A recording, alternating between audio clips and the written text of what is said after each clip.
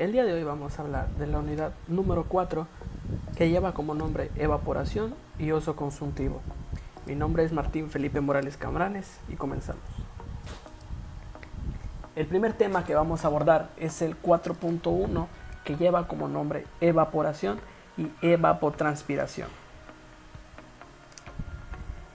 Como primero vamos a separar ambos como si fueran subtemas para que tengamos una gran comprensión. Tenemos el primer tema que viene siendo evaporación.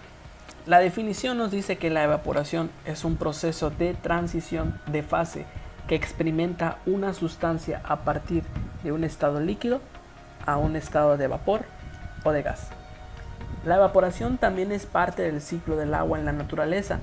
Este proceso ocurre solamente en la superficie entre el líquido y el gas. La evaporación es el inverso de la condensación. La condensación es la transición de gas a líquido.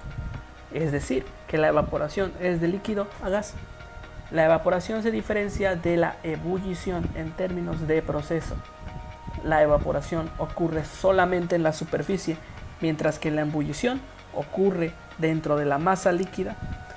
Este es un proceso endotérmico, ya que requiere calor para generar la transición de fase. El proceso de evaporación depende de la intensidad del movimiento térmico de las moléculas. Cuanto más rápido se muevan las moléculas, más rápida se produce la evaporación. Además, la velocidad de la difusión externa influye en la evaporación, así como las propiedades de la sustancia misma. Por ejemplo, el alcohol se evapora mucho más rápidamente que el agua. Otro factor importante es también la superficie del líquido con el que se produce la evaporación. Si tenemos un vidrio estrecho, se producirá más lentamente a partir de una placa ancha. La evaporación es un proceso que se genera con aumentos de temperatura por debajo del punto de ebullición. Si el proceso ocurre rápido y violento que se produce en toda la masa líquida, el punto de ebullición se alcanza cuando la presión del vapor de un líquido iguala a la presión atmosférica que la rodea. Cuando se alcanza este nivel de presión, el líquido comienza a hervir y sus moléculas asumen un estado gaseoso. Cada líquido tiene un punto de ebullición diferente, como sabemos. En el caso, si hablamos del agua, el punto de ebullición son los 100 grados centígrados. Ahora tenemos los ejemplos de vaporización. Como primer ejemplo podemos poner el secado de la ropa mojada puesta al sol.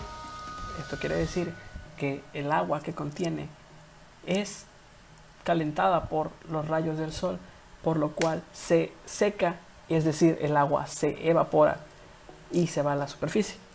Otro ejemplo que podemos tener es el secado del cabello después de que lo tenemos húmedo, se haya mojado con la lluvia, etcétera, ¿no? Lo mismo, pero debe ser secado al aire libre para que pueda considerarse un proceso de evaporización. Tenemos también el secado del sudor al momento de hacer ejercicio. Este es considerado también un proceso de evaporización. También la formación de las nubes es el proceso más común de vaporización en el ciclo del agua. Es decir, el agua, ya sea de precipitaciones o de lagos, se evapora, se forma vapor, que serían conocidas como las nubes, el cual se forma el agua y cae como precipitación de nuevo. Más adelante vamos a hablar del ciclo del agua y todo el proceso para que podamos entenderlo mejor.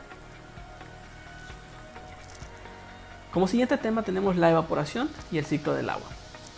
Tenemos que el ciclo del agua describe la totalidad de los intercambios hidrológicos que ocurren entre la atmósfera, la tierra y el mar a través de los tres estados del agua, que es el sólido, el líquido y el gaseoso. Como pequeña definición tenemos que de este esquema, el sol evapora el agua sobre la superficie de los mares, lagos y ríos. Este vapor, al entrar en las alturas de la atmósfera, se condensa, transformándose de nuevo en líquido. Este líquido desciende hacia la Tierra a través de un fenómeno conocido como precipitación, que en climas fríos puede producirse en un estado sólido del agua, como nieve o granizo. En climas de temperaturas cálidas se producirán precipitaciones líquidas en forma de lluvia. Del ciclo del agua podemos deducir la enorme importancia de la evaporación solar de las aguas del planeta, que ayuda a producir el clima y renueva la humedad del aire y de la vegetación. Sin este proceso de evaporación no sería posible la vida en la Tierra. En el pequeño esquema nosotros podemos apreciar cómo de cualquier punto que tomemos, porque no existe un punto inicial, digámoslo así, si nosotros tomamos como ejemplo el punto de donde tenemos un lago, un mar, digámoslo así, el agua va a evaporizarse por cuestión del sol y el clima. Este vapor va a subir hasta la atmósfera formando las nubes en el proceso de evaporización. De ahí viene el proceso de condensación, en el cual ese vapor va a empezar a formar de un estado gas a un estado líquido.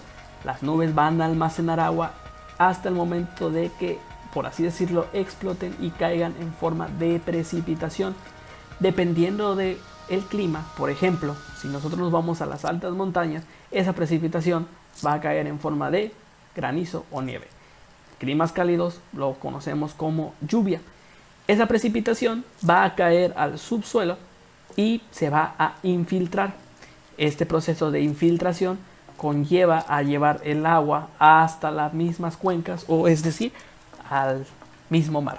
Este proceso continúa y no se acaba. También tenemos la evaporación.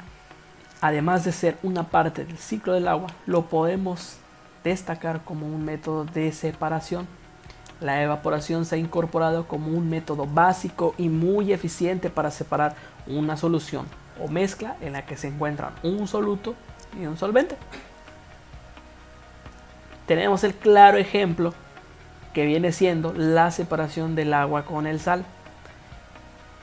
Un claro ejemplo que tenemos es que el agua de mar, si nosotros la llegamos a extraer tal y como está, en ella se encuentran lo que es el solvente, que viene siendo el agua, en forma líquida, y el soluto, que viene siendo la sal, en un estado sólido. Si nosotros evaporizamos esa agua, podemos dejarlo que sea una evaporación al aire libre, una evaporación forzada, calentándolo o dándole calor. El líquido se va a evaporar, por lo cual desaparece y va a quedar únicamente el sólido, que es la sal.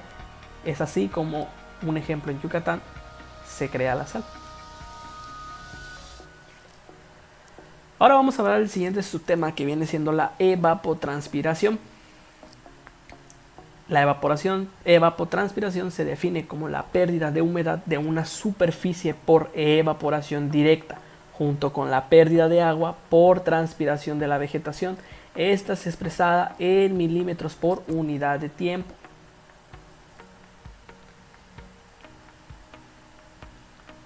Vamos a ver más a fondo a qué va. Si nosotros podemos ver, tenemos dos palabras conjuntas, una que viene siendo evaporación y la otra transpiración. Son dos definiciones muy diferentes, pero conjuntas llegamos a un nuevo término que se conoce como evapotranspiración. Tenemos que la evaporación es el mecanismo por el cual el agua es devuelta a la atmósfera en forma de vapor. Involucra también la evaporación de carácter biológica, que es realizada por los vegetales, conocidas como transpiración. Entonces, tenemos que la evaporación es el fenómeno físico en el que el agua pasa de líquido a vapor. Puede ser producido desde la superficie del suelo y la vegetación inmediatamente después de la precipitación. También surge desde superficies de agua, viene siendo mares, ríos, lagos, embalses o cuencas. También puede darse desde el suelo, agua infiltrada que se evapora desde la parte más superficial del suelo después de tratarse de agua recién infiltrada, o en áreas de descarga, de aguas que se acercan de nuevo a la superficie después de un largo recorrido en el subsuelo. La transpiración, como tal, es el fenómeno biológico en el que las plantas pierden agua a la atmósfera, toman agua del suelo a través de sus raíces, toman una pequeña parte para su crecimiento y el resto lo transfieren. Como podemos ver en la pequeña imagen, tenemos una parte del ciclo del agua que es la precipitación. La precipitación cae al suelo, el cual se infiltra. La parte que se infiltra regresa a lo que viene siendo ya sea una cuenca, y una parte la adquieren las raíces para la planta, la cual aprovecha para su crecimiento, y la parte que no requiere la transpira en forma de vapor. Y el resto del agua que sobra se conoce como evaporación. La evapotranspiración engloba a ambos. ¿Por qué? Como son difíciles de medir por separado y además en la mayor parte de los casos lo que interesa es la cantidad de agua que se pierde a la atmósfera, sea del modo que sea, se consideran conjuntamente bajo el concepto mixto, evapotranspiración. Para un hidrólogo, el interés de la evapotranspiración se centra en la cuantificación de los recursos hídricos de una zona. Lo que llueve menos, lo que se evapotranspira será el volumen del agua disponible. La evapotranspiración se estudia principalmente en el campo de las ciencias agronómicas, donde la evapotranspiración se considera pensando en las necesidades hídricas de los cultivos para su correcto desarrollo. Fórmulas y métodos que utilizamos en hidrología provienen de este campo de investigación.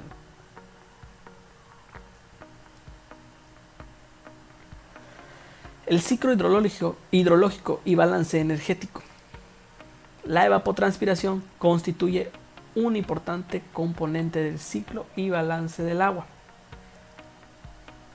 Se estima que un 70% del total del agua recibida por una zona, ya sea por la precipitación, es devuelta a la atmósfera a través del proceso, mientras que tan solo el 30% restante constituye a la escorrentía superficial y subterránea.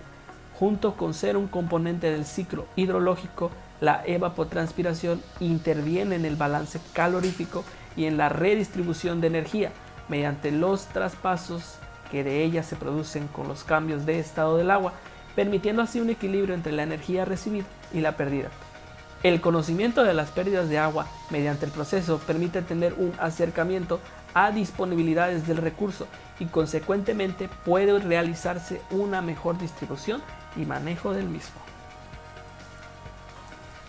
Bien, pasando al siguiente tema, que es el 4.2, medición de la evaporación. Tenemos que la unidad que generalmente se emplea para evaluar la precipitación es el milímetro de altura de lámina de agua evaporada. Esta unidad se emplea con el objeto de homogeneizar las medidas de las magnitudes que intervienen en el ciclo hidrológico.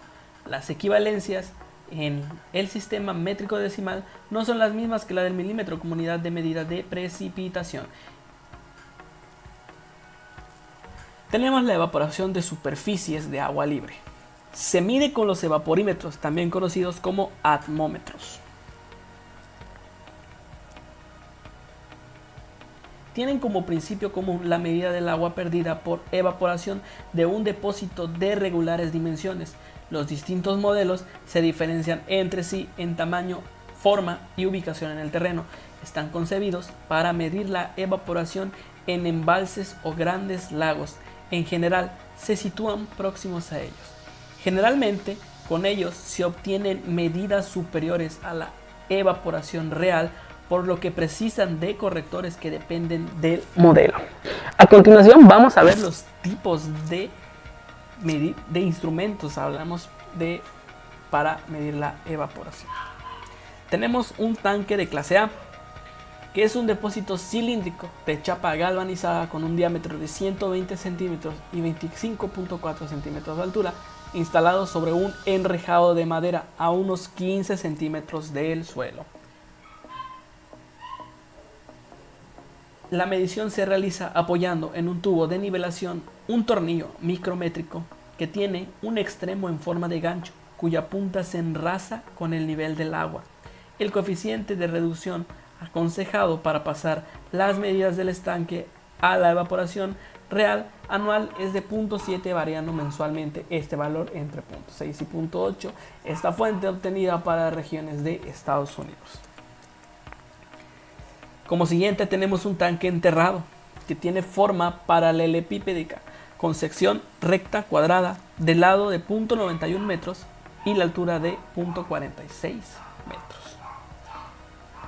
Para instalarlo se hunde en el terreno hasta que la boca queda 10 centímetros sobre él se procura que el agua de llenado enrase al terreno. Los coeficientes de paso a evaporación real en Estados Unidos varían entre 0.75 y 0.85. Tenemos un evaporímetro de balanza. El siguiente es un pequeño depósito de 250 centímetros cuadrados de sección transversal y 35 milímetros de profundidad, lleno de agua e instalado sobre una balanza de tipo pesacartas, en la que se hacen lecturas sucesivas para medir la pérdida de peso. La pequeña dimensión de este depósito hace que sus paredes influyan demasiado en la evaporación. Como ventaja principal tienen el hecho que se puede usar como un evaporígrafo que permite llevar un registro continuo de la variación de la evaporación si se adaptan los adecuados elementos registradores. Tenemos las porcelanas porosas. Estas presentan al aire una esfera o un disco de porcelana porosa en contacto con un depósito de agua que las alimenta, ayudado por la presión atmosférica. Se utilizan fundamentalmente como aparatos de investigación, empleándose frecuentemente en estudios de transpiración. Por último tenemos las superficies de papel húmedo. Es el modelo más usado de estos, es el evaporímetro de Pichet, que se basa en la idea de humedecer permanentemente un papel expuesto al aire. El depósito humedecedor es un tubo graduado que se coloca invertido con la boca libre hacia abajo. Esta tapa con un papel secante sujeto por medio de una arandela metálica. La evaporación produce un secado del papel y una succión del agua del depósito. Se mide el descenso del agua en el tubo. Normalmente, el evaporímetro Pichet se coloca en el interior de la garita meteorológica. Algunas correcciones entre las medidas en un evaporímetro Pichet y en un estanque flotante obligan a multiplicar las medidas Pichet por 0.8 para igualar las de un estanque. Podemos decir que esta es una constante, ya que otros autores dan valores entre 0.45 o 0.60 para ese mismo coeficiente. Realmente este tipo de evaporímetro da grandes errores, por lo cual no es ampliamente recomendado, pero cabe mencionarlo ya que forma parte de instrumentos de medición. Bien, ahora vamos a pasar a nuestro último tema, que es el uso consultivo, pero del agua. Siempre nos hacemos esta pregunta: ¿para qué usamos el agua? Siempre se ha clasificado en dos grupos. En el primario, que conlleva el doméstico, agrícola y ganadero, y el uso secundario, que es el energético, el industrial y el cultural. Podemos decir que los usos consultivos es el urbano, agrícola e industrial. El uso consultivo es cuando el agua, una vez usada, no se devuelve al medio donde se ha captado o no se le devuelve de la misma manera que se ha extraído. ¿Qué quiere decir? Que, por ejemplo, si nosotros agarramos agua de un lago y nosotros la mezclamos en nuestro uso, por ejemplo, con jabón, y la regresamos, ya no regresa de la misma manera que se ha extraído. En esta gráfica vamos a diferenciar lo que es el uso del agua. Como bien habíamos dicho, se separa en dos: en el uso consultivo y el uso no consultivo. En el uso consultivo lo podemos clasificar únicamente de tres maneras, que es el doméstico y municipal o urbano, la agricultura y ganadería, y la industria y minería. También podemos decirle por parte que sería para la generación de energía térmica, pero eso más va al uso no consultivo. En un momento explicaremos por qué. En el uso no consultivo lo podemos clasificar en dos partes, que son las necesidades del hombre y las necesidades ecológicas o ambientales. Las necesidades del hombre, cabe mencionar que podemos clasificarlas en tres ramas, que son el uso productivo, la recreación y aspectos de residuos. El uso productivo podemos decir que sería la energía o el transporte. En recreación tenemos los que tenemos contacto directo y contacto indirecto. Contacto directo podemos tener diferentes tipos de deportes, por ejemplo, natación, rafting, kayakismo, cenotaje, pesca, botes, balnearios, playas, etc. Las que no tenemos contacto podemos decir que sería la fotografía, caminatas, navegación en embarcaciones mayores, observación del paisaje de la flora y fauna, observación de cascadas y saltos de agua, camping y picnic. En necesidades del hombre, por último, tenemos aceptación de residuos, que sería el curso o masas de agua como receptores de desechos. Las necesidades ambientales o ecológicas, tenemos el uso ambiental, que sería la conservación de vida acuática, utilización como refugio de fauna y flora. Y por último, reserva natural. Bien, vamos a hablar sobre el uso consultivo y el primer punto, que sería el doméstico y urbano.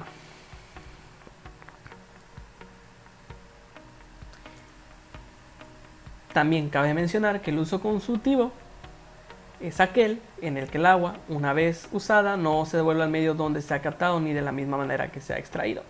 El ejemplo más claro es el de la agricultura, ya que deriva el agua por el riego, después se pierde por evapotranspiración el 80% total y por tanto no se incorpora de manera líquida al ciclo del agua, sino en forma de vapor atmosférica. Ok.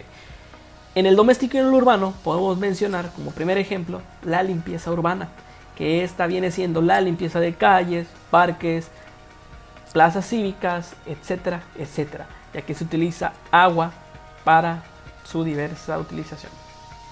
El siguiente punto tenemos la descarga de un WC, ya que esta agua la obtenemos de una red domiciliaria y se convierte con residuos de materias fecales, etcétera, y se devuelve de otra forma. También tenemos las duchas, que regeneran el mismo punto del anterior. Tenemos los saneamientos, por ejemplo, en el caso de Cancún, que es controlado por Aguacam, esta toma el agua ya sea del subsuelo, la limpia, la purifica y la distribuye a sus diferentes puntos en toda la ciudad. Tenemos el lavado de ropa y por último el lavado de las vajillas o trastes. Pasando al siguiente punto, que tenemos la agricultura y la ganadería.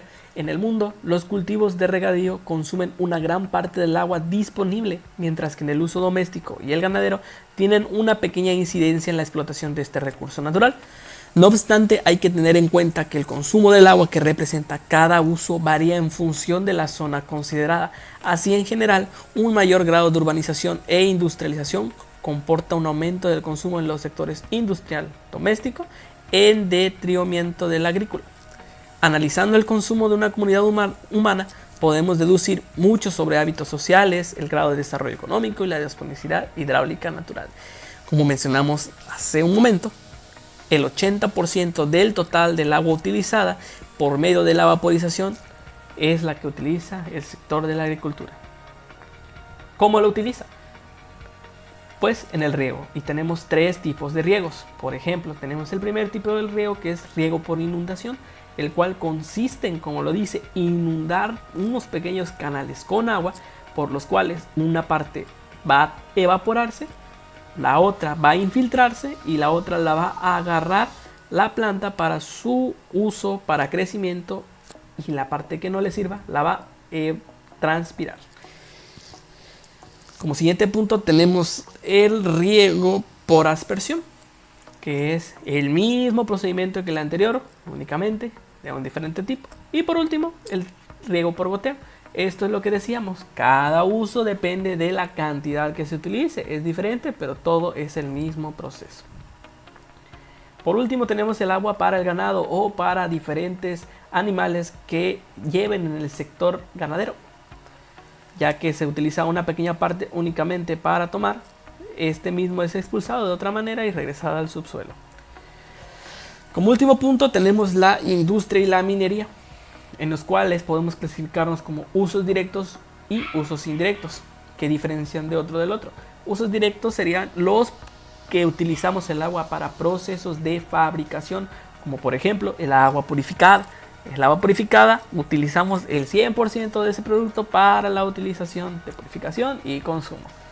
Y el uso no indirecto, que sería para la limpieza, mantenimiento y refrigeración de la misma industria.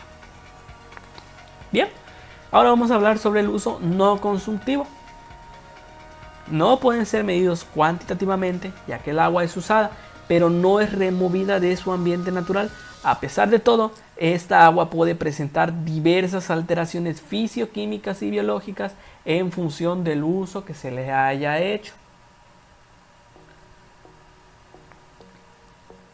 Sin embargo, estos usos pueden ser descritos por ciertas características del agua o por los beneficios que proporcionan al ecosistema. Los distintos tipos de uso no consultivos también se pueden clasificar. Vamos a ver los ejemplos que tenemos, que por ejemplo pueden ser clasificaciones. Tenemos la primera, que sería la generación de energía hidroeléctrica. El agua en todo el mundo se ha constituido en una de las principales fuentes de energía, desde el caudal de un río y desde un reservorio. El agua es utilizada para hacer girar una turbina y de esta manera producir electricidad. Así el agua no es realmente extraída, ya que después de pasar por la turbina vuelve al caudal, aunque no en el mismo lugar donde se extrajo. Tenemos el claro ejemplo de una presa y el funcionamiento descrito. Este tipo de agua sería no consultivo, ya que dice que se tiene que permanecer en el mismo lugar o tener los mismos efectos. Bien, como siguiente ejemplo podemos tener lo que es el transporte. Históricamente el agua ha sido una alternativa para el transporte, tanto para fines comerciales como turísticos. Tenemos como claro ejemplo el canal de Panamá, el cual es un canal artificial construido, ya que en un extremo se conecta un océano con otro, lo que genera una altura que en los cuales si un barco quiere cruzar no lo lograría, ya que se caería y se derrumbaría. Lo que hace el canal es que es una plataforma el cual mete el agua con el diferente barco que va a cruzar, lo levanta con unas placas y unos mecanismos hacia arriba para alcanzar el mismo nivel y lograr que se crucen. Entonces este es más utilizado para el comercio y es un gran ejemplo del uso no consultivo del agua. Como siguiente punto tenemos la pesca, ya que en este se considera la extracción de peces con fines comerciales y recreacionales. Claro ejemplo que tenemos podría ser un criadero de tilapias, ya que se ingieren en el mismo lago en el cual crecen y son extraídos, pero el agua queda en su mismo estado y en su misma zona. Tenemos también la vida silvestre. Esta podemos hablarla como uso no consultivo, pero no es tan ampliamente considerada, ya que el agua en un ecosistema donde habita gran cantidad de especies silvestres, además de vida acuática que existe en un mismo curso de agua, este es implementado ya que artificialmente es construido. Por este dicho no podemos decir que es un uso no consultivo, pero sí, ya que el agua permanece y no se mueve del lugar y se da un uso para preservar la vida salvaje. Por último tenemos la recreación. El agua ofrece amplias posibilidades de recreación al aire libre, desde la práctica de deportes hasta probabilidades de esparciamiento como fotografías y caminatas, entre otras. Tenemos el claro ejemplo que viene siendo una alberca olímpica, ya que esta, como se mencionó, puede tener alteraciones fisioquímicas y biológicas en sus componentes, ya que se necesita de sustancias químicas para preservar esta agua, para que no se, por así decirlo, pudra, digamos, ¿no? Bueno, como otro uso consultivo podemos tener en el mismo ámbito de recreación, podemos tener lo que sería un delfinario. Estos estanques de agua en sí es el uso no consultivo que se le da, ya que se permanece como un hábitat para las diferentes especies, que por ejemplo serían los delfines, en algunos meten focas marinas, leones marinos, etc. Entonces es una forma en la cual se entretiene al público, es una fuente de recreación de un uso no consultivo del agua. También podemos tener el canotaje, ya que vamos a agarrar un diferente lago, se determina esa sección y se utiliza como un uso no consultivo, ya que el agua permanece en el estado natural en el que se encuentra. Otro uso no consultivo que podemos tener es la aceptación de residuos, que en sí, como definición, podemos ver que los lagos y ríos son usados como receptores de desechos industriales y a veces humanos. Aun cuando el agua es capaz de asimilar y diluir una gran parte de los desechos, existen límites de absorción hasta para los cuerpos de agua más grandes. La capacidad del agua de absorber desechos depende de varios factores, tales como la naturaleza del contaminante, cuánto tiempo permanece el contaminante en el agua, la temperatura del agua y el calor del agua. Como podemos ver, mayormente lo ocupan lo que son las fábricas. Las fábricas llevan sus tuberías hasta diversos canales, ríos o lagos para desechar sus residuos. Hay normas que establecen qué tipos de desechos pueden ingerirse en este tipo de lagos, ya que podrían contaminar de una manera abundante y no sería algo vital, ya que el agua, como se menciona, es capaz de llevar algunos desechos, pero no de todo. Mayormente también se ve en lo que son las casas que colindan frente al mar. Un claro ejemplo sería en Cancún, en Puerto Juárez. Toda la parte, la primera zona de Puerto Juárez, las casas cuentan con esta instalación de desechos directos al mar. En este caso que son desechos de fecales, las cuales sí las tolera el mar, ya que ayuda en algunas partes como abono o alimento para las diversas especies que habitan en esa parte. Otro que podemos decir es el desecho de basura en canales. Canales que son artificiales o naturales, como los que podemos ver en la imagen, que es un canal de tierra superficial de tipo trapezoidal, en el cual se utiliza para desechar lo que son la basura de las diversas colonias, en este caso, para llevarlas hasta un determinado lugar. Este es utilizado como un medio de transporte de desechos, el cual es creado con este fin. Por otra parte, dentro de los usos reconocidos en la legislación de aguas de distintos países de América del Sur, los principales usos no consultivos son la generación de energía hidroeléctrica, la pesca, el transporte y la recreación. La resolución y aceptación de residuos no es considerada legalmente como un uso principal no consultivo. Bueno, espero que este video sea mucho de su ayuda para la comprensión de estos tres temas que abordamos, que son la evaporación y transpiración, también como el uso consultivo del agua y el tipo de medición de la evaporación. Espero que les sirva de mucha ayuda y nos vemos.